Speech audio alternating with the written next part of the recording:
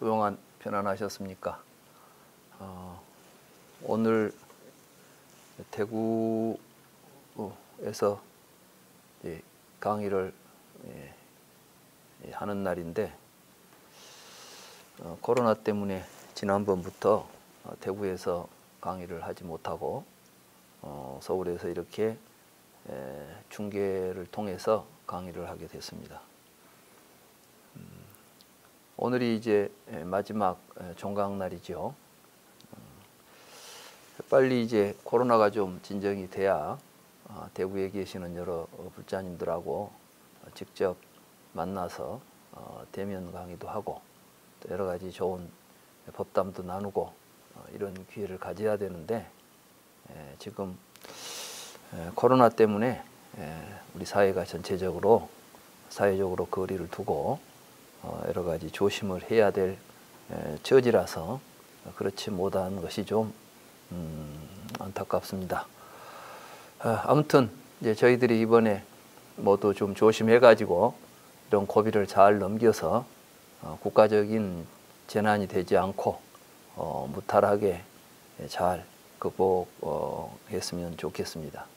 우리 불자님들도 같이 여기에 동참해서 우리 사회가 좀 더 편안하고 자유로운 사회가 될 수 있도록 함께 힘을 모아야 되지 않을까 이런 생각을 해봅니다.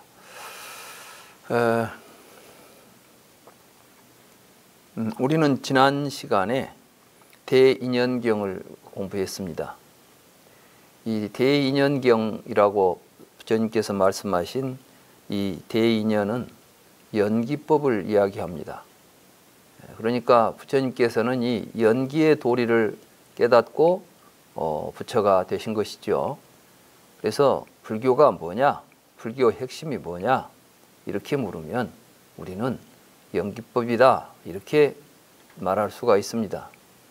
연기법이 그런데 불교가 연기법이라고 하는데 불교의 진리는 사성제지 않느냐 이런 또 이야기를 할 수가 있어요.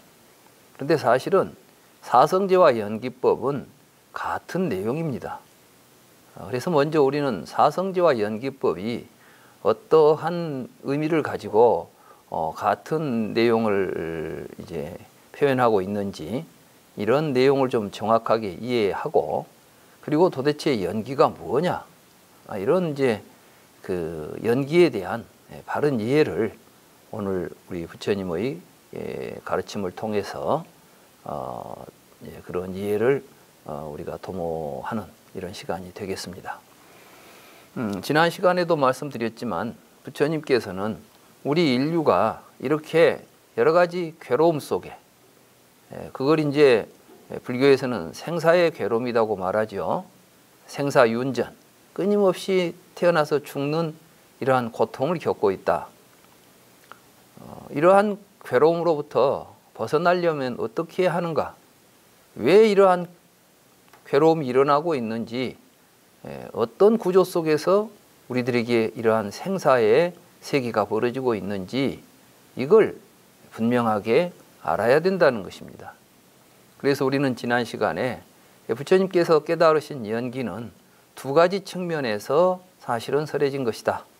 근데 우리는 이제 보통 우리가 연기법 이렇게 말하면 무명으로부터 생로병사가 벌어진다 이런 이제 내용들은 공부했지만 우리들이 잘못된 의식 구조 속에서 서로 다투고 투쟁하고 싸우는 고통스러운 사회가 전개된다 하는 이야기는 사실은 지금까지 연기법과 관련해서 널리 알려진 이야기는 아니죠. 그런데 이 대인연경에 보면 부처님께서는 우리 사회적인 갈등 구조도 결국은 연기적 구조를 가지고 있다. 그 연기의 가장 핵심이 뭐냐? 식과 명색이다. 이런 이야기를 했습니다. 그런데 12연기에는 무명으로부터 행이 있고 식 이런 식으로 이제 전개가 되는데 왜 대인연경 가장 지금 인연에 대한 큰 연기를 가장 광범위하게 자세하게 설명하시는 이 경 속에서는 무명과 행이 빠져 있습니다. 왜 이 무명과 행이 빠져 있을까? 도식적으로 보면 그러니까 이것은 12지를 다 갖추지 못한 미완의 연기설이다 이렇게 볼 수도 있겠죠. 그래서 제가 이제 대학원 다닐 때 여러 이제 불교학자들 특히 이제 일본에서 이런 연구들을 많이 했기 때문에 일본 학자들의 그 연기법에 대한 그 설명들을 보니까 12지가 갖추어지지 못한 것을 12지 미비형이다. 그래서 이제 12지가 완전히 갖추어진 것이 연기설의 가장 완벽한 형태다. 이러한 완벽한 형태는 후대에 또는 부처님이 살아계실 때 만들어졌다면 후대일 것이고 그렇지 않다면은 부처님 열반하신 뒤에 교리가 체계화되면서 12지의 형태를 갖추었을 것이다. 뭐 이런 식으로들 모두 이제 설명을 합니다.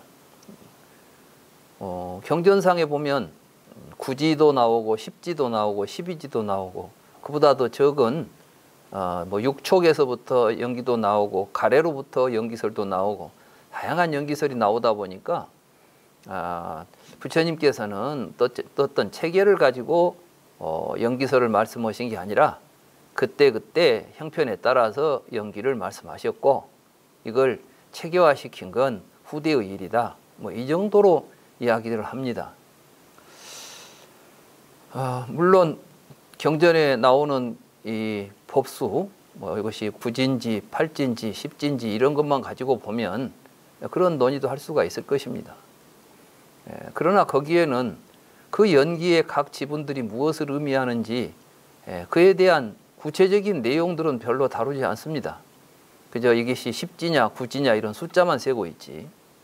그런데 실제로 그 의미를 이제 그 각 지분이 말하자면 12지의 각 지가 가지고 있는 의미를 정확하게 이해하고 보면 그건 12지가 됐든 9지가 됐든 10지가 됐든 그 수가 중요한 게 아니고 그 구조가 문제되는 것입니다. 그리고 이 12연기에서 가장 핵심은 식과 명색입니다. 그걸 대인연경에서는 정확하게 말씀하고 계시는 것입니다.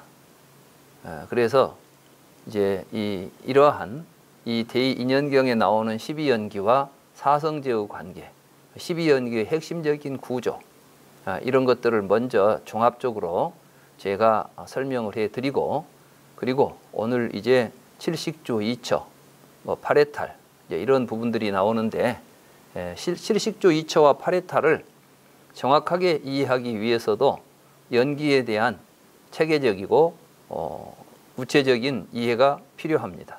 그래서 제가 이 시간에는 먼저 그동안 이 경에서 살폈던 이런 내용들과 결부해서 12연기법에 대한 또 연기법과 사성제에 대한 보다 구체적인 내용을 먼저 설명을 하고 그리고 또 이 책에서 이야기하는 7식주 2처 그리고 8해탈이 어떤 구조로 이야기되고 있는가 이런 이야기들을 진행하도록 하겠습니다.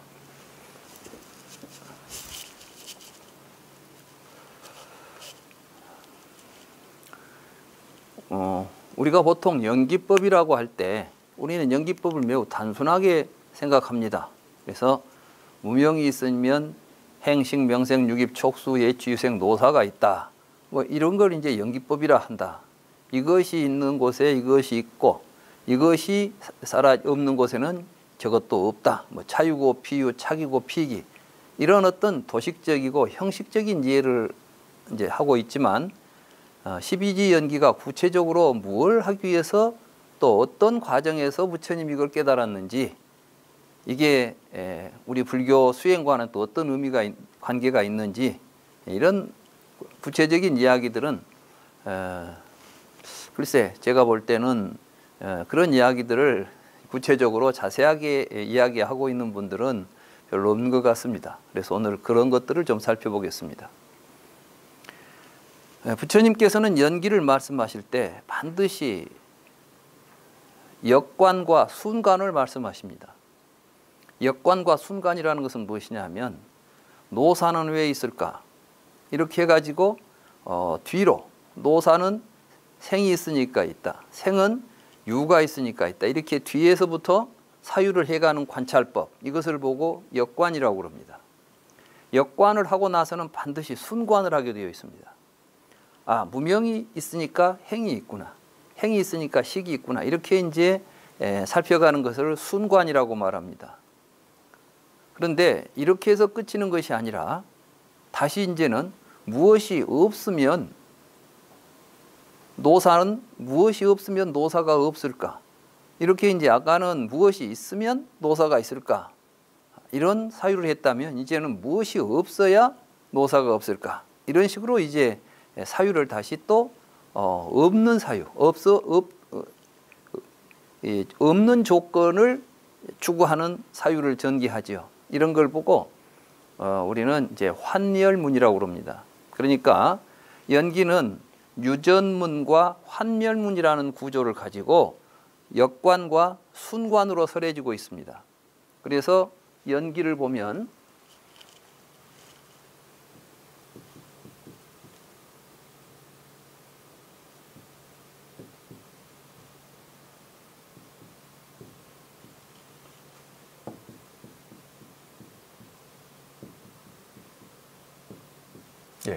연기관법이죠. 연기를 말하자면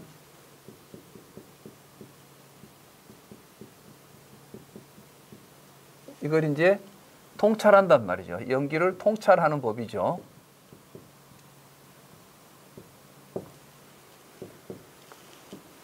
그러니까 이 연기는 그냥 개념적으로 순서대로 적어 놓은 게 아니라 그걸 우리가 깊이 있게 통찰하는 구조를 지금 연기법이라고 말씀하신 것입니다. 그러면 이 연기를 통찰하는 게 뭐냐? 이 연기를 어디에서 통찰해야 되느냐? 선정 속에서 통찰하는 것이에요. 그러니까 우리가 불교의 선정을 수행한다. 그 말은 바로 이러한 연기를 통찰하는 과정을 선정이라고 말하는 것입니다. 근데 우리가 만약에 어디 가서 윗바사나를 하든 화두를 들고 있든 어떤 선정 수행을 한다고 할 때 이런 연기적인 통찰이 일어나지 않는다고 한다면은 어떤 수행을 해도 어떤 명상 수행을 해도 거기에서 연기와 사성제를 깨달을 수가 없는 것입니다. 그래서 지금부터 이제 우리가 이러한 통찰법을 부처님께서 어떻게 보셨냐 하면은 첫째는 유전문 있고 다음에는 환멸문이 있습니다.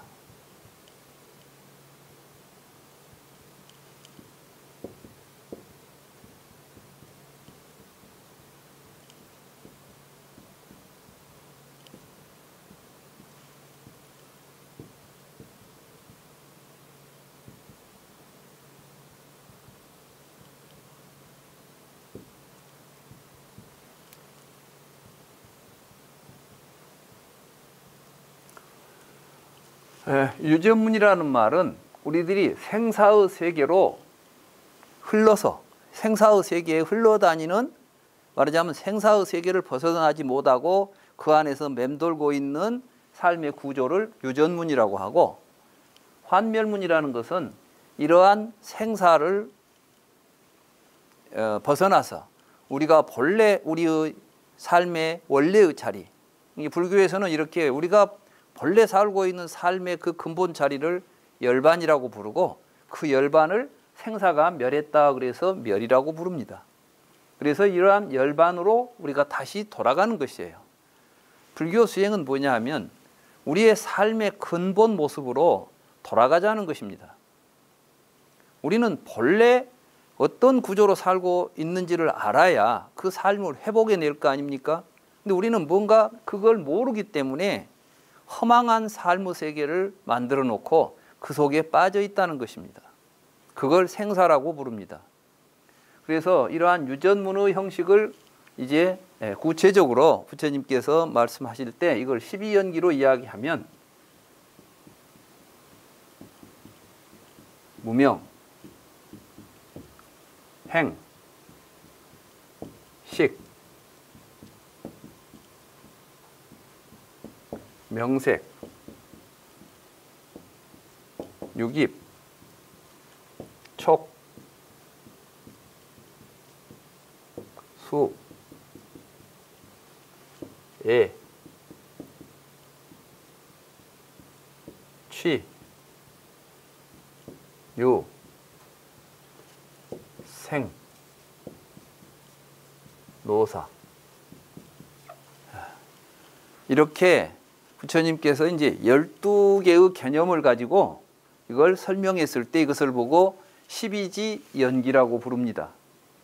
근데 이 12지연기는 직선으로 표현되니까 마치 무명 다음에 행이 있어가지고 쭉 한 줄로 선형적으로 쭉 이어져 있는 것처럼 보이지만 이 자체가 입체적인 구조를 가지고 있습니다.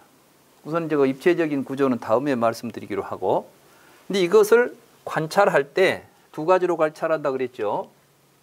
하나는 역관,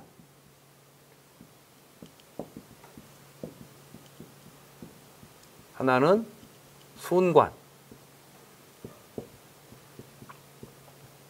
역관이라는 것은 이 뒤에서부터 통찰하는 것이죠.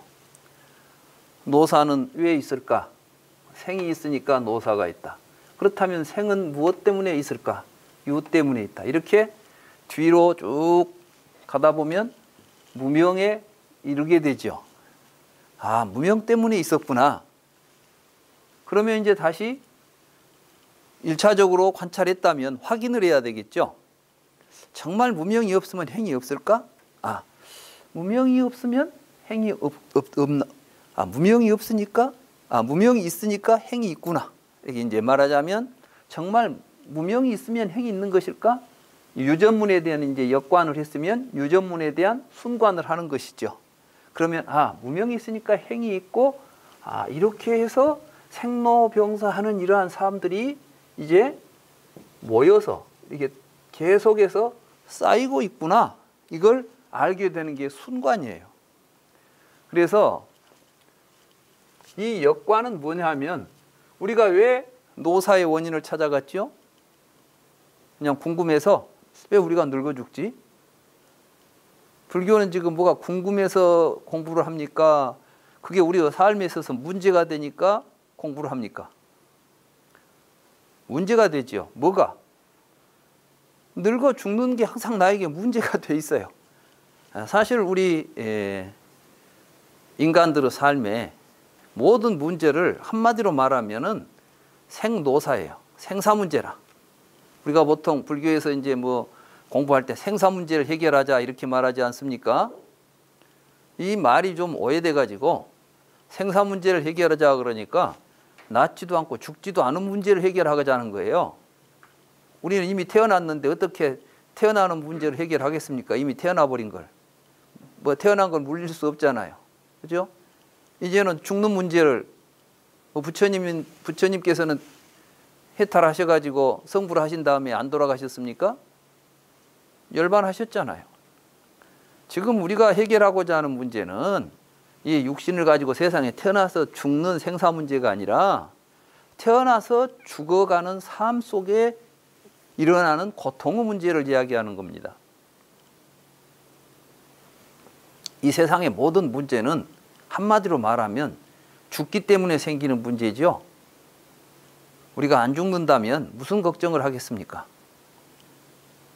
코로나가 이렇게 유행을 해도 코로나 그거 걸려도 우리가 안 죽는다면 그 코로나를 우리가 감염이 돼도 병들지 않고 죽지 않는다면 코로나가 두렵겠습니까? 코로나는 눈에 보이지도 않은 미세한 바이러스인데 그런 종류의 바이러스는 이 지구상에 수도 없이 많습니다. 그런데 왜 그게 문제가 돼요? 병을 일으키고 우리를 죽게 하니까. 요즘 왜 이렇게 취업난이 문제가 됩니까? 안 먹어도 산다면 뭐 구태여 취업 문제가 되겠습니까? 취업이? 알고 보면 우리들의 삶의 문제를 한번 살펴보면 사실은 아주 간단해요. 죽기 때문에 나온 문제들이에요. 그러니까 불교에서 말하는 생사문제라는 것은 우리가 죽어가는 존재로서 겪게 되는 고통의 문제인 것입니다. 그런데 왜 우리는 우리의 삶에 있어서 항상 죽음이 문제될까요? 안 죽고 싶고 죽을까 걱정되고 늙을까 걱정스럽고 늙으니까 고통스럽고 병드니까 고통스럽고. 근데 이런 문제들을 사유해 가는 거죠. 그래서 이것을 보고 고의 문제입니다. 고. 그래서 이제 사성제에서 말하면은 이걸 보고 고성제라고 부르는 것이에요. 고성제. 그러니까 사성제에서 고성제는 따로 있는 게 아니라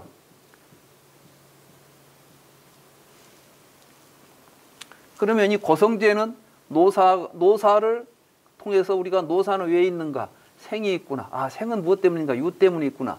이렇게 쭉 해서 무명 때문에 일어나는 모든 괴로움이 일어난다는 것을 확인하는 걸 보고 고성제라고 그래요. 고성제. 그러니까 12연기의 유전문의 역관이 사성제로 말한다면은 고성제인 것입니다.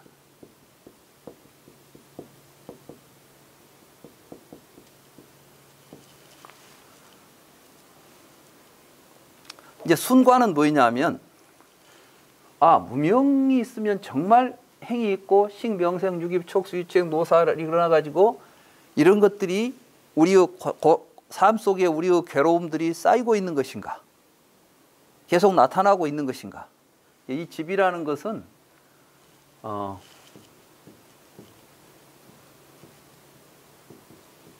쌈우다야라는 말을 이제 한문으로 번역하면 집이에요. 근데 쌈이라는 것은 함께 이런 뜻이에요. 또는 모여서 이런 뜻입니다. 쌈은. 우다야라는 것은 뭐냐면은 위로 올라온다는 뜻이에요.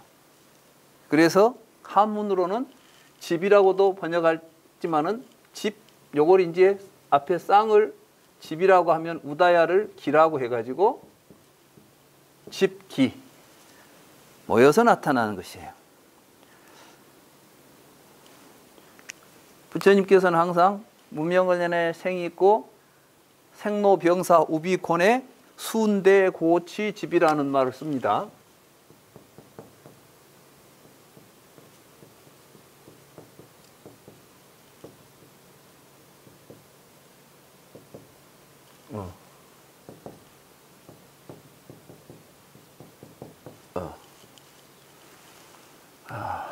고치라는 거 뭐냐? 두카 칸다사 우빠다 쌈 우다야라는 말을 써요. 이게 두카 칸다사 쌈 우다야 이렇게 써요.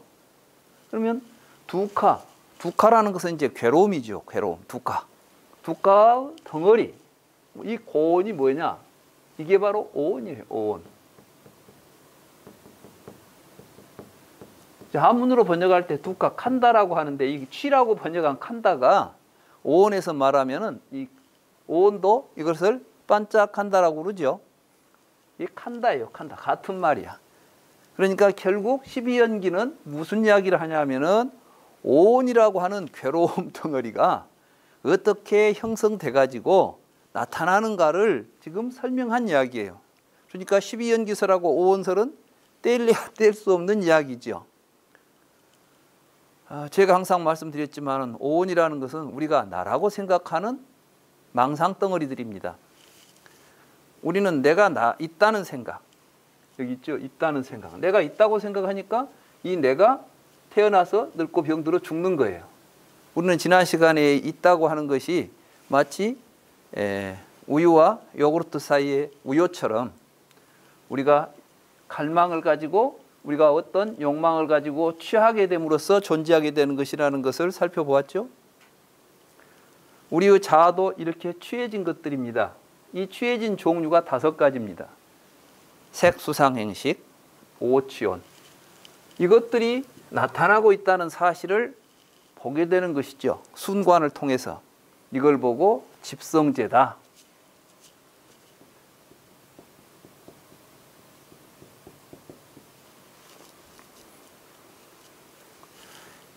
여기까지만 하면 불교는 아무 의미가 없습니다. 괴로움이 일어나는 줄 알았어요. 해결이 됐습니까? 이게 없어져야 되죠. 근데 여기서는 왜 없어질 수 있어요? 이 괴로움이 본래부터 실제하는 거라면은 있는 것이 없어지겠습니까? 그런데 이것은 어디에서 출발했어요? 무지에서, 무명에서. 그러니까 실제로 있는 놈입니까? 있지도 않은데 있는 줄로 우리가 착각하고 있는 놈입니까? 생로병사가. 그건 착각 속에 일어나는 것입니다. 어떤 사람이 길을 가는데 무서운 뱀을 봤어요. 깜짝 놀래가지고 도망을 갔습니다. 한참 도망가다 보니까 아무것도 안 보여. 분명히 뭐가 있었는데. 그리고 이제 가서 뒤를 다시 돌아가서 보니까 뱀이 아니라 새끼줄이 있었던 거야. 그렇다면 우리는 자, 내가 놀라고 죽어라고 도망을 가는데 가서 보니까 앞에 무서운 뱀이 있는 줄 알았더니 뱀이 있는 게 아니라 새끼줄이 있었단 말이에요. 그러면은 내가 지금까지 느꼈던 모든 괴로움은 실상이 있었던 거예요? 없었던 거예요? 실체가 없는데 내가 느꼈던 괴로움들이에요. 이게 무지 때문에 생긴 거란 말이죠. 그러니까 이것은 없어질 수 있는 것이에요. 불교에서 생로병사를 멸할 수 있는 것은 부모로부터 태어나서 나이 들어 늙어 죽는 것을 해결할 수 있는 방법은 없습니다. 불교에. 그건 분명하게 알고 공부해야 돼요. 근데 마치 우리가 열반에 들고 아라한이 되면 이제 다시는 안 태어난다 이런 이야기들을 하는데 뭐가 다시 안 태어나요? 태어날 놈도 없는데 태어날 놈이 없다는 것을 깨닫는 것이지 이제 어떤 내가 다시는 태어나지 않게 되는 내가 존재하지 않는다는 이 사실을 깨닫는 거예요. 그러니까 우리가 지금 공부하면서도 불교 공부하면서 아라한을 성취하자 뭐 깨닫자 하면서도 무엇을 깨달아야 될지 우리가 진정으로 성취해야 될 깨달음이 무엇인지에 대해서 정확하게 모르니까 헛공부를 하는 거예요. 유전무는 이제 무명으로부터 비롯됐다는 사실을 깨닫게 되면은 이제는 정말 저게 무명인가를 확인해야 되겠죠. 그래서 이제 정말 노사는 무엇이 없어지면 노사가 없어질까? 이렇게 이제 사유를 하죠. 없어질 수 있다고 생각했으니까 생이 없어지면 되는가? 정말 생만 없어지면 없어질까? 유만 없으면 생이 없을까? 이렇게 쭉 하다가 무명이 없으면 행이 없다. 이걸 이제 깨닫게 되는 거예요. 이런 걸 보고 이건 다 없어질 수 있다는 거예요. 없어질 수 있는 가능성을 확인하는 거죠. 그래서 이제 환멸문의 역관, 이것도 순관 있죠. 역관이 사성제로 말하면 멸성제가 되는 것이고 순관이 도성제가 되는 것입니다. 그래서 이제 순관은 환면물도 다시 무명이 멸하면 행이 멸하고 행이 멸하면 식이 멸하고 명생육입 촉수예주유생 노사가 멸한다. 이런 이야기가 되죠. 자, 무명이 멸하는 것을 뭐라고 합니까? 어떻게 해야 무명이 멸하겠어요? 이때 이제 정견이 생겨야 무명이 멸하는 것이죠. 정견. 이 행이 신구이 삼행이에요. 신구이.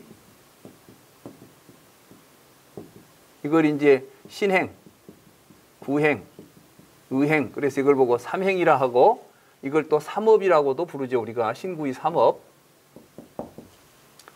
이 행이란 무엇이냐? 이건 이제 이 행이라는 말과 업이라는 말의 차이를 우리가 이해해야 돼요.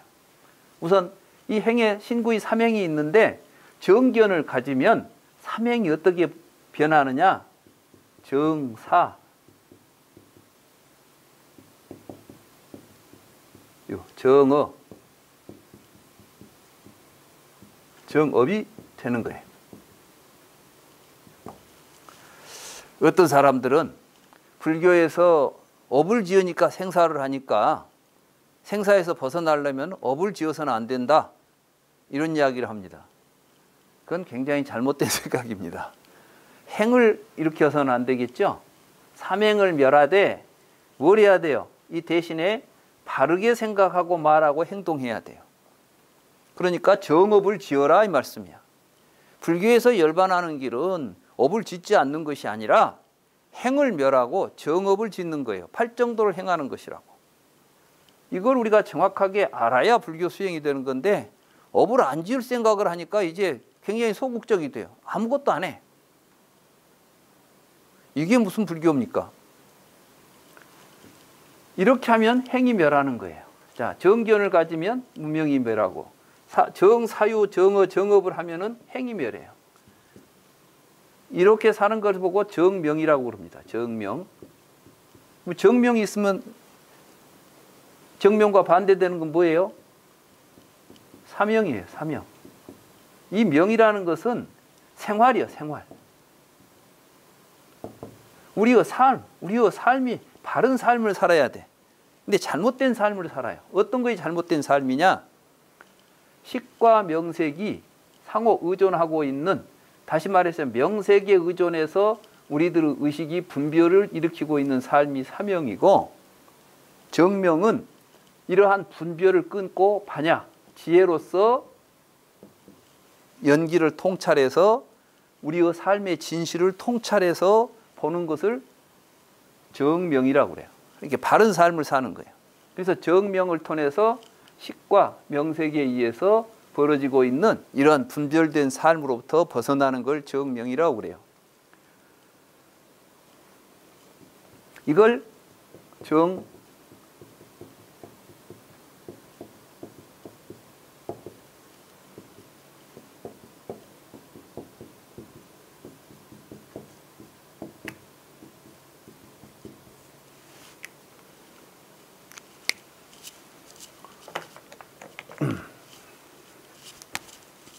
이게 이제 팔정도죠. 이러한 정명을 통해서 정정진을 하는데, 이 정정진이라는 것은 이러한 정명의 삶을 그치지 않고 계속 하는 것입니다. 그때 정념이라는 말이 나오죠. 정념. 이 정념이 사념처를 이야기해요. 사념처 수행을 하는 걸 보고 정념이라고 말하는데, 이 정념이 뭐냐면은 육입촉수의 취, 이러한 이걸 이렇게 통찰하는 걸 보고 정념이라고 그래요. 정념. 그럼 이게 이제 어떻게 해서 정념이냐? 우리가 보고 듣고 냄새 맡고 맛보고 할 때에 육입 있죠? 이 육입을 보고 육입신이라고도 우리가 부릅니다. 이건 몸이라고. 그래서 신념처, 신, 수, 심, 의 취가 이제 심이에요. 유, 법, 이걸 이제 통찰하는 거, 이 과정을. 그래서 신수심법을 통찰하면 육근을 수호하고, 육근으로부터 우리가 육입을 자라고 하는 의식을 가지고 지각활동을 하는 가운데 나타나는 경험을 통해서 느끼고, 그걸 갈망하고 우리의 마음이 그걸 취착하는 이러한 것들을 육입처를 통해서 통찰하는 걸 보고 신념처라고 그래요. 그리고 수념처, 심념처, 법념처. 그러니까 사실은 신수심법을 통찰하는 것은 연기의 구조 속에서 이런 것들을 낱낱이 자기의 내면 세계 속에서 통찰하는 과정을 내포하고 있습니다. 그러면 정정 속에서 생사의 허망한 괴로움들, 이런 것들이 사라져서 우리의 마음이 평화롭게 되고 괴로움으로부터 벗어나게 되는 것이죠. 이러한 과정들을 가능하게 해주는 것이 반야입니다. 통찰. 그래서 이제 선정 속에서 통찰이 일어나게 되면 이때 해탈이 일어나요. 해탈을 통해서 해탈지견을 얻게 되죠. 내가 해탈했다는 사실을 스스로 알게 되게 되는 이러한 전 과정을 우리는 팔정도, 환멸문을 통해서, 그러니까 환멸문의 역과는 멸성제라면 이게 도성제가 되는 것이고, 이 도성제를 통해서 열반에 도달하게 된다. 이렇게 이제 부처님은 우리에게 가르쳤던 거예요. 이게 불교의 큰 틀에 있어서 전부입니다.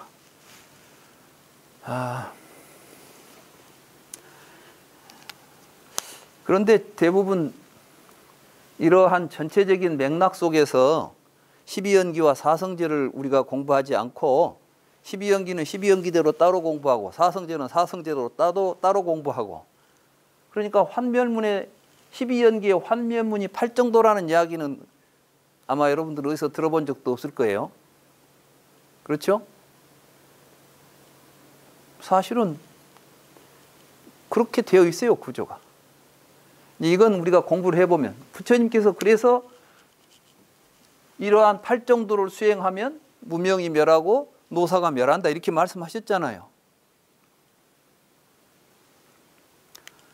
그런데 우리가 지금 공부하고 있는 이 대인연경에서는 이게 없는 거예요. 이게 이제 무명행,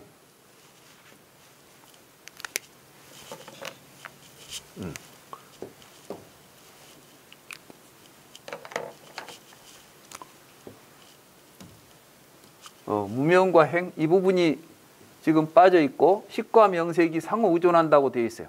다른 데서는 전부 쭉 한쪽으로 이야기만 되는데 이 대인연경에서는 부처님께서 명색의 원인을 찾아가니까 식이었고, 식은 무엇 때문에 있는가를 보니까 명색 때문에 있어서 명색을 추구하면 식으로 가고 식을 추구하면 명색으로 가가지고 이 속에 갇혀버린 거예요.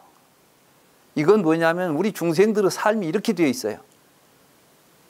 우리는 어떤 개념과 형태를 가지고 분별을 일으키는데 그 분별에 의지해서 개념과 형태를 지닌 현상들이 우리에게 지각이 되고 이것을 대상으로 우리가 보고 느끼는 건데, 이때 여기서는 또 육입이 빠지고 촉이 들어있는 거예요. 이렇게. 그러니까 식과 명색에 의존해서 촉이 있다 이런 이야기를 해버리니까 왜 육입이 없이 촉이 있다는 이야기인가 이렇게 말하죠. 우리가 육입으로 하는 것은 구체적인 삶 속에서 일어나는 일이고, 실제로 촉의 구조를 보면 이 촉은, 그러니까 여기서 육입이 빠져 있다는 것은 그동안 아비달마 불교에서 설명했던 촉이 뭔가 문제가 있다는 것을 이야기하는 거예요. 촉은 내 안에 있는 식이 밖에 있는 대상을 접촉하는 게 아니라 우리의 의식 속에 있는 개념과 형태 체계가 서로 같이 만나는 일들이에요. 예를 들어서 내가 지금 죽비를 본다고 말하지만 실제로 죽비는 밖에 있는 죽비를 내가 보고 있는 것이 아니라 내 안에 있는 죽비라는 이름과 내가 알고 있는 죽비라는 형태가 지금 지각을 통해서 하나로 같이 이렇게 일치되는 현상이죠. 이걸 화합이라고 부처님이 표현한 거예요. 삼사화합이다. 그러니까 식이 내 안에 죽비라고 하는 명색이 있어야, 이름과 형태가 있어야 이것이 이름이 형태와 접촉하고 형태가 이름과 접촉할 때 이걸 촉이라고 불러요. 그러니까 우리에게 명색이 없으면 우리는 그 명색에 상응하는 대상이 인지되지 않는 것이죠. 없는 것은 부시맨이 비행기를 보고 새라고 부르는 것은 부시맨의 의식 속에는 비행기에 대한 명색이었고 새에 대한 명색이 있기 때문에 부시맨은 비행기를 새로 보는 거예요.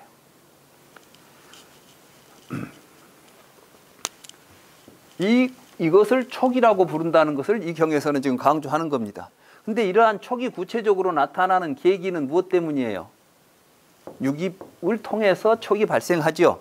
그러니까 육입은 식과 명색의 구조 속에서 촉이 발생할 수 있도록 하는 계기적인 구조가 되기 때문에 들어가도 좋고 빠져도 좋은 거예요. 편의상 지금 육입을 집어넣어 가지고는 그 부분이 식과 명색이 서로 우리 의식 속에서 명색이 서로 결합한다는, 접촉한다는 사실을 오히려 육입이 들어가면은 마치 시공 속에서 일어나는 대상 접촉처럼 오해가 생길 수 있으니까 빼고 설명하면 이런 설명이 되는 것입니다.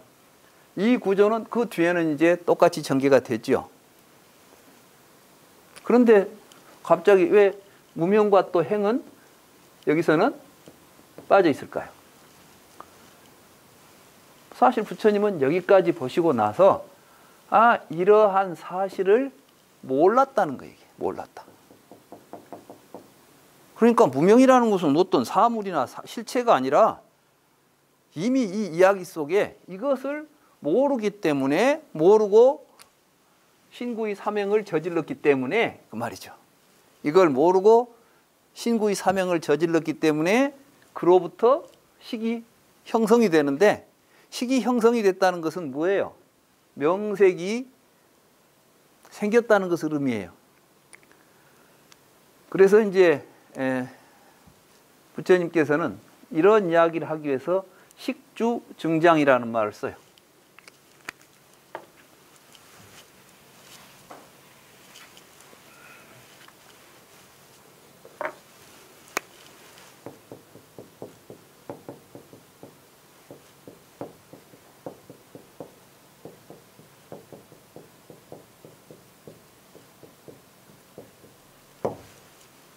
식은 머물면서 자라난다는 거예요. 그럼 식이 어디에 머물겠어요? 명색에 머물어서 자라나면 명색이 커져요. 명색이 커져서 다시 식에 들어오게 돼. 이런 걸 보고 이제 명색이 식 속에서 자란다 이렇게 말하는 거예요. 그래가지고 명색이 모여있는 것이 식이에요. 그래서 또 불경에 보면 명색, 집즉, 이게 집이라는 건 아까 이 집, 즉 식집이다.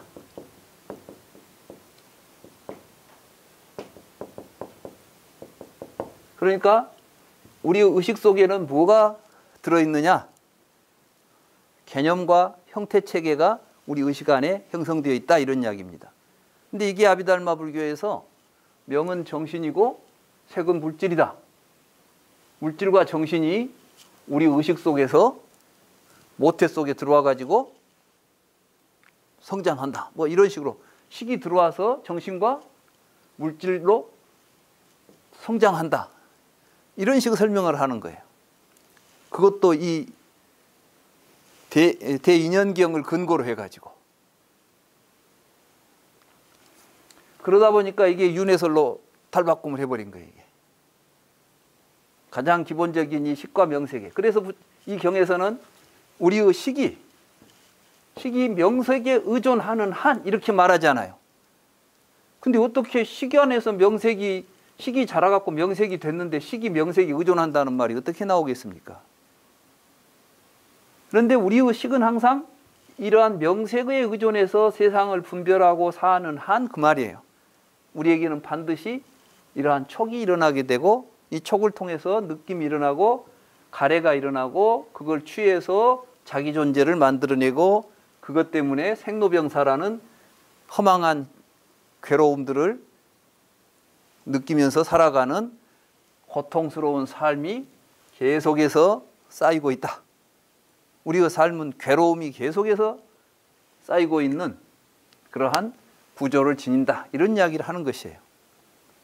그렇기 때문에 이걸 알면, 이러한 사실을 알면 더 이상 이런 분별을 하려고 하지 않고 이제 뭘 하게 돼요? 이걸 바르게 알았기 때문에 바르게 사유하고 이런 우리의 삶이 다른 삶으로 전개되는데, 그런 다른 삶으로 전개된다는 것은 무엇을 의미하느냐?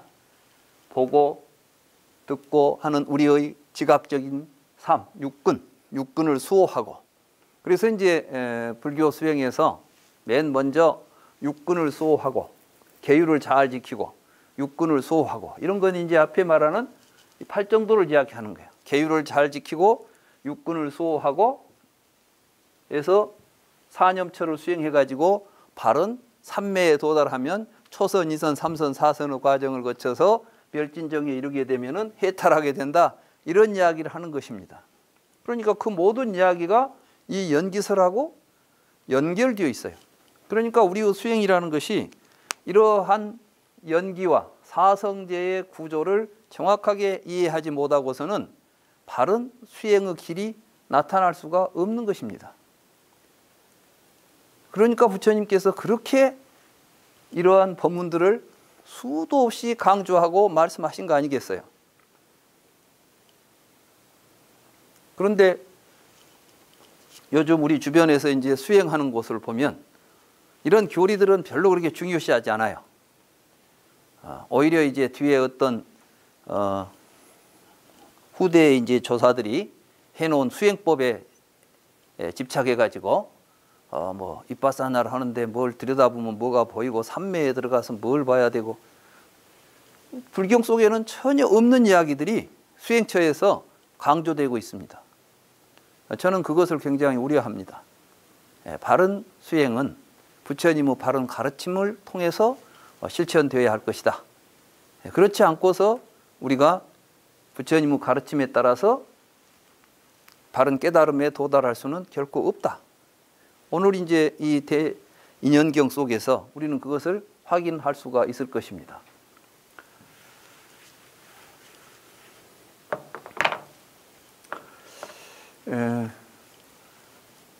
지금까지 이야기를 통해서 우리는 이제 연기는 통찰하는 방법이 4가지가 있다.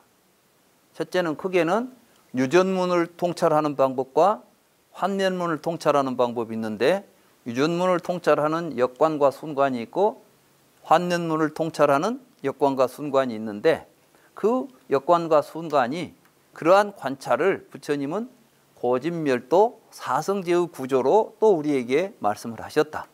그러니까 고진멸도 사성제는 다른 말로 말하면은 12연기의 유전문과 환멸문을 역관과 순관으로 통찰하는 가운데 드러난 진리라는 뜻이에요. 괴로움이 진리다 이렇게 말하는 게 아니에요. 고성제를 바르게 깨닫는 것은 무엇이냐면은, 자, 이 전체적인 구조 속에서 12연기의 전체적인 구조 속에서 12연기의 핵심 코드가 뭡니까? 오치원이에요. 그러니까 부처님께서 이제 생로병사가 괴로움이다, 뭐 모든 것이 괴로움이다, 한마디로 말해서 오치원이 괴로움이다, 이렇게 말씀하셨다는 것은 이러는 고성제와 집성제에 대한 통찰을 통해서 하신 말씀이에요. 그러니까 이 고성제가 오치원인데, 오치원이라는 것이 온이라는 말이 덩어리란 뜻이죠. 이 덩어리가 어떻게 해서 덩어리가 됐냐는 거야. 우리가 뭐가 덩어리가 되려면 작은 것들이 모여야 덩어리가 되겠죠. 그러니까 우리가 오온이라고 하는 것을 나라고 생각하는 이 망상 덩어리는 무명에서부터 이러한 삶을 사는 가운데 잘못된 생각들이 모여가지고 만들어진 망념 덩어리, 망상 덩어리다. 그러니까 우리가 나는 망상이에요. 내가 존재한다고 생각하는 것이 가장 큰 망상입니다. 그런데 그 망상 덩어리를 가지고 내가 해탈해야 되겠다. 나는 이제 죽지 않아, 열반을 얻어야 되겠다. 내가 죽지 않고 열반을 얻어가지고 나는 이제 죽지 않은 상태가 되겠다. 이런 식으로 이야기하게 되면 이게 망상이 해탈하겠다는 이야기지, 망상을 가지고. 지금 우리 불교가 자기라는 망상을 떨쳐버리지 못하고 수행한다면 내가 부처가 되겠다, 이런 이야기 해서는 안 되는 거예요. 그래서 금강경 같은 데서 일체 중생을 제도하겠다는 원을 세우지만 실로 한 중생도 제도받은 중생이 없다. 이건 뭐예요? 본래 생사가 없다. 깨달아서 생사를 벗어나는 것이지 어디 여기에 있는 생사에 있는 사람들 어디 갖다 구제해 주는 내용이 아니다는 이야기예요. 대승에서 말하는 이러한 여러 경론들도 사실은 이러한 부처님의 가르침을 깊이 통찰해 보면 그러한 대승의 말씀들이 사실은 초기 부처님의 경전의 말씀과 그 근본에 있어서 굉장히 정확하게 합의를 하고 있다, 합치하고 있다, 이걸 알 수가 있습니다. 그래서 저는 이제 초기 경전을 연구하고 있지만 대승불교야말로 초기 부처님의 가르침을 가장 잘 이해하고 해석하고 실천한 불교다. 저는 이렇게 봅니다. 그래서 저는 초기 경전과 대승경전을 둘로 보지 않습니다. 그래서 제가 이제 반야심경이나 금강경을 니까야로 읽는 반야심경, 니까야로 읽는 금강경, 이런 책을 통해서 대승경전과 초기경전이 얼마나 내면적으로 일치하고 있는가 이런 것들을 밝혔고, 앞으로 이제 기신론도 제가 그런 선에서 그런 입장에서 강의한 적이 있고, 중론도 그런 입장에서 강의를 했습니다. 또 지난번에 불교대학에서 BBS 불교방송에 있는 거기 이제 거기는 이름이 아무튼 그 불교방송에 그 방송국에서 하는 그 불교대학 거기에서 제가 이제 유식심리학 강의를 했었죠.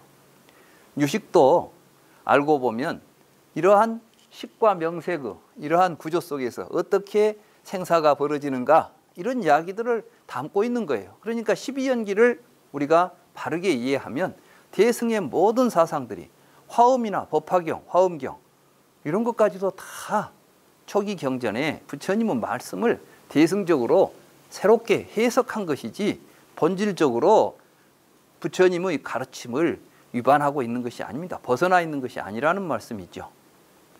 그래서 이제 저는 제가 누차 말씀드렸습니다마는 내년부터는 이제 불교 아카데미 강의가 니까야에 한정되지 않고 대승 여러 경과 논으로 이제 확대될 겁니다. 지금까지 저는 디가니까야, 마찌마 니까야 이런 책들을 제가 번역해서 이번에도 지금 디가니까야 여러분들에게 강의하고 있죠. 이 강의가 이 디가니까의 마지막 강의가 될 겁니다. 그리고 이제 빨리 니빤나 수타에서 저 싱갈라와에게 설하신 경 여기까지의 뒷부분은 부산에서 이번 학기에 설했기 때문에 강의했기 때문에 이제 이 두를 합치면 이미 이 모든 강의를 한 자료가 확보되어 있습니다. 그래서 디가니까야 강의는 제 첫 번째 경에서부터 마지막 경까지 올 1년 동안 제가 다 강의를 했고 그것을 녹화했습니다. 마찌마 니까야는 지금 59번째 경까지 해서 어제 서울 강의를 마쳤습니다. 광주 강의를 마쳤는데 이제 광주 강의도 광주에서 하지 못했고 여기에서 중계로 강의를 했죠. 그렇게 해서 이제 내년에는 불교 아카데미에서 그 뒷부분 강의를 마저 해가지고 마찌마 니까야 강의도 제1경부터 70번 경까지 다 제가 직접 강의를 해서 자료로 만들어 놓을 것입니다. 이것이 이제 불교 아카데미, 붓다나라 불교 아카데미 자료실에 보관이 될 것이고 붓다나라 불교 아카데미에 등록하신 분들은 거기에 들어와서 마음대로 그 자료들을 보고 공부할 수 있는 기회를 가지실 수가 있을 것입니다. 그리고 또 쌍유타 니까야가 지난주에 이제 번역이 끝났기 때문에 지금 그걸 이제 다듬어서 내년 초에는 쌍유타 니까야가 또 책으로 출간이 될 것입니다. 그러면 마찌마 니까야 강의가 끝나는 대로 이어서 쌍유타 니까야로 이어갈 것이고 쌍유타 니까야 강의가 다 끝나게 되면 그 뒤에는 중론이나 또는 금강경, 반야심경 전에 했던 강의들 이런 강의들이 우리 붓다나라에서 직접 제가 한 강의도 있지만 좀 부실했고 책이 나오기 전에 자료들을 가지고 했기 때문에 앞으로는 이제 그런 전에 했던 여러 강의들도 우리 불교 아카데미를 통해서 모든 이제 대승의 경론들도 새로 제가 차근차근 강의를 해갈 것입니다. 그래서 이제 불교 아카데미 강의는 했던 강의를 2번 하는 경우는 없고 매번 새로운 경전들을 가지고 강의를 계속 매년 진행할 것입니다. 그래서 저는 이제 화엄경도 또는 법화경도 또는 기신론도 또는 유식의 중요한 논서들이나 중관 논서들도 이렇게 불교 사상에서 우리 불자들이 반드시 공부해야 될 중요한 대승의 경론들을 앞으로 이제 불교 아카데미에서는 부처님의 초기 경전에 기초해서 강의를 진행할 것입니다. 그리고 이 강의는 이제 붓다나라 정회원들에게만 개방을 하고 정회원들은 여기에 들어와서 마음대로 공부할 수 있도록 이런 준비들을 하고 있습니다. 그러니까 이번에 이제 이번 강의가 끝나더라도 여러분들께서는 내년에는 이제 붓다나라 정회원으로서 등록을 하셔가지고 이러한 공부들을 계속 지속해 나가시기를 기대합니다.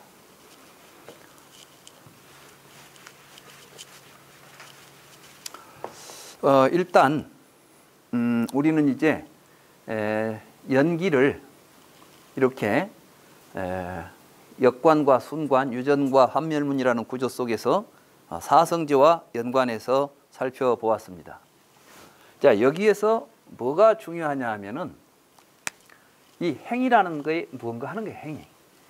지금 말하자면 식과 명색이 상호 의존하고 있다는 것은 또 뭐냐?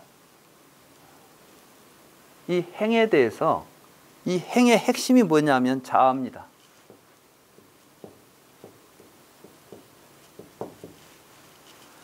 업과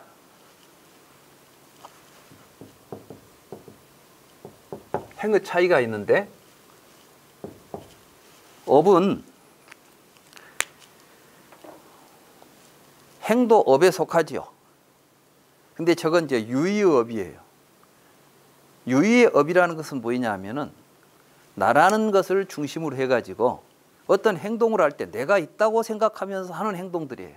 그러니까 이제 자기 중심적 행위들이죠. 그러면 여기 어떤 물건이 있으면 이걸 내가 가져야지. 나에게 필요해. 이런 식으로 이제 우리가 생각하게 되잖아요.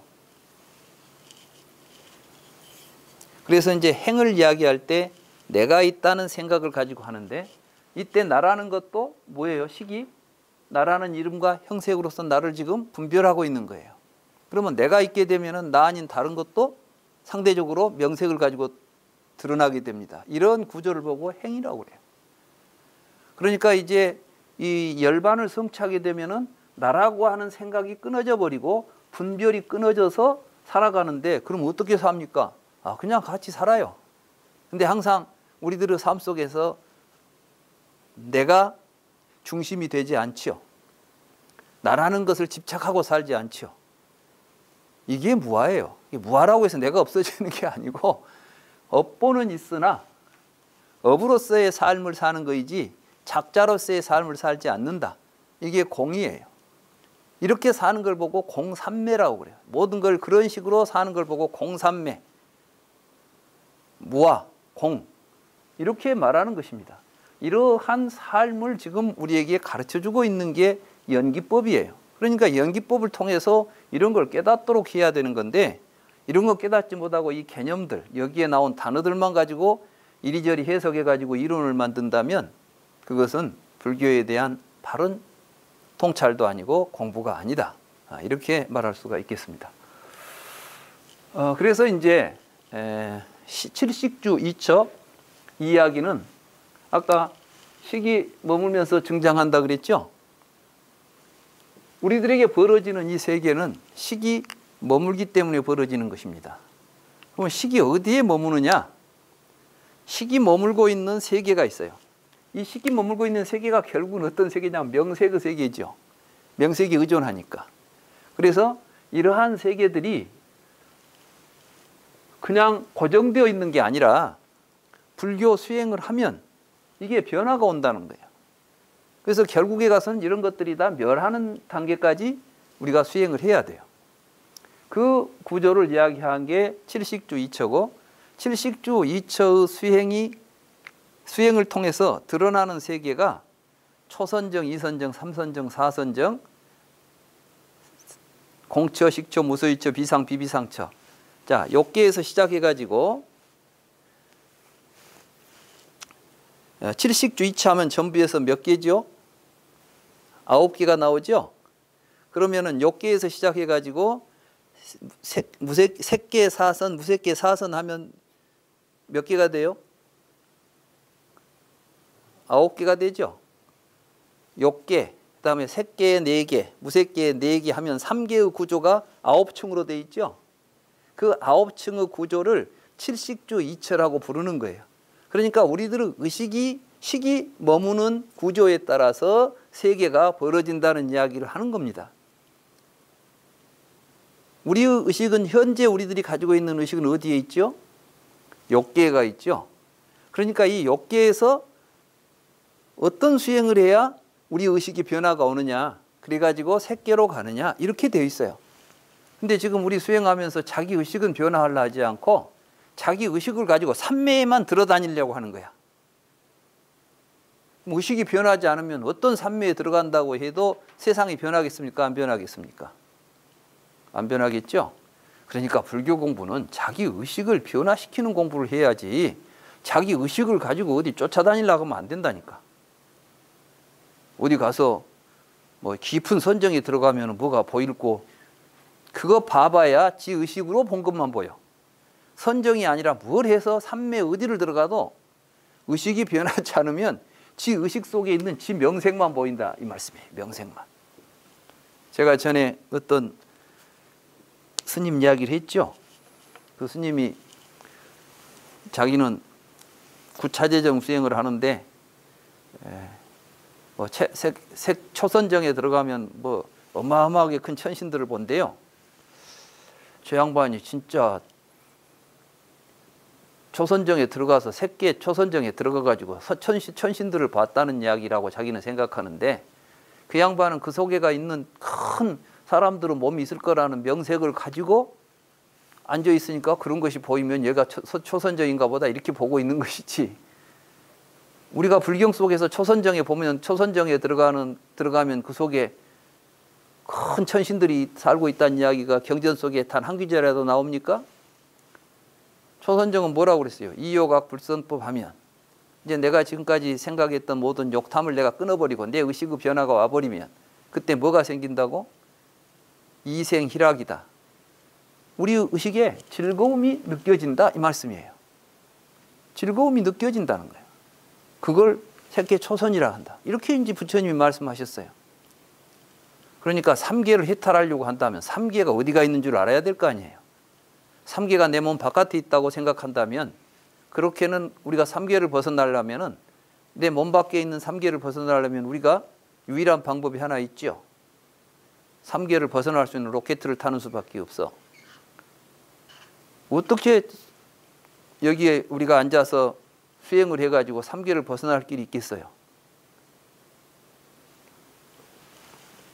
이게 중생들은 모든 세계, 이게 이제 삼계의 실상. 그러니까 이 연기법으로 우리가 연기법을 잘 보게 되면 이 연기의 구조 속에서 사회적으로는 어떤 일이 벌어지느냐? 이게 개인적으로는 생사가 벌어지죠. 사회적으로는 이 가래를 가지고 이 갈망한 것을 가지고 자기들이 뭘 하게 돼요? 욕심을 내 가지고 서로 자기 것을 만들어 놓고 지키려고 하니까 뭔 일이 벌어져요? 서로 다투고 싸우고 이런 일이 벌어진단 말이에요. 사회적 갈등이 벌어지는 거예요. 그러니까 이러한 연기의 구조 속에서 부처님은 이게 명색을 가지고 이 명색이 내면에 있는 명색을 취하면은 자기의 생사가 벌어지고 바깥에 있는 명색을 취하면은 바깥 세상이 벌어지는 거야. 그래가지고 이제 바깥 세상을 벌려놓고 거기에서 그것을 소유하려고 하고 지키려고 하니까 서로 다투고 싸우고 사회적 갈등이 벌어지는 겁니다. 지금 우리 사회가 가지고 있는 모든 갈등의 구조는 여기에 있습니다. 그러니까 이 연기를 우리가 제대로 잘 공부를 하게 되면은 우리 사회가 가지고 있는 모순과 갈등도 이 연기의 구조 속에서 해답을 찾아내야 되는 것입니다. 이게 이제 대승보살이 행하는 보살행위죠. 개인적인 수행. 이것은 연기의 명색 가운데 이제 자아라는 세계 또는 이것을 더 큰 의미로 확대하면은 가래를 통해서 벌어지는 이러한 갈등, 사회적 갈등의 구조. 이 두 가지를 다 같이 해결할 수 있는 근본은 식과 명색에 대한 올바른 이해. 이러한 무지로부터 벗어나서 우리가 우리의 삶을 변화시키고 우리의 의식을 변화시켜서 결국은 나라고 할 만한 것이 없다. 우리가 나라고 취할 수 있는 것이 없다. 오직 업보만 있을 뿐이고 작자라는 놈은 없다. 그런데 그 작자를 취해서 우리가 벌려놓은 세계가 욕계, 색계, 무색계다. 이 욕계, 색계, 무색계의 구조가 7식주 2처의 구조를 가지고 있다. 이 7식주 2처의 구조를 정확하게 이해해가지고 하나하나 벗어났을 때 8단계의 해탈이 있다. 이게 8해탈이다.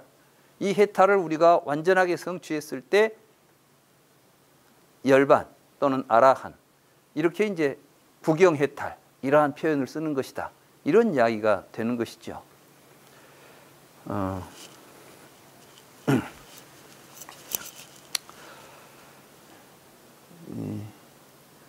지금까지 이제 7식주 2처와 8해탈을 공부하기 전에 예비단계로 12연기에 대한 연기법에 대한 이해, 그리고 연기법에 대한 통찰, 역관과 순관, 그리고 유전문과 한멸문, 이런 이야기들을 이제 종합적으로 여러분들에게 소개했습니다.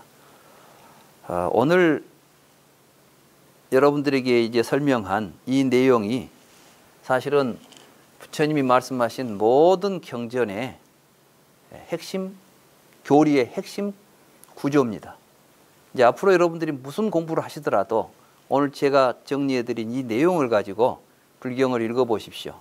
그러면 모든 부처님의 말씀이 이제 서로 헷갈리지 않고 잘 정리가 되어서 여러분들이 부처님 말씀을 이해하는데 크게 도움이 될 것입니다.